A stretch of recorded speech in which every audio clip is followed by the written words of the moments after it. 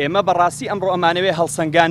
بکەین بۆ ئەدای کارەکانی حکوومەت و هەروەها بزانین حکوومەت تا چەند ئەتوانێ هەنگاوەکرداریەکان بە ئاراستەی جێبەجێکردنی پرۆسەی چاکسازی گشتگیر، چاکسازی سیاسی، چاکسازی ئابووری دارایی، چاکسازی قانونی، چاکسازی کارگێڕی بکرێ و ئەم چاکسازیەش بەخێر بشکێتەوە بۆ ژیانی خەڵک، بۆ بژێوی ژیانی خەڵک. بەڵام ڕاستیەکەی لای ئێمە گرنگە